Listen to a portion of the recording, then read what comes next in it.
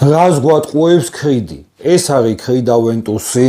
მაგის შემდეგ უშვებს ქრიდა აბსოლუტს, რომელიც არის 75 მლ-ში და არის ლიმიტირებული ვერსია და ვითომ აღარ გამოვა და გამოსვლის დროს ღირდა ზუსტად ორჯერ ძვირი, არანაირი განსხვავება ოდნავ მოტკბო ანანასია.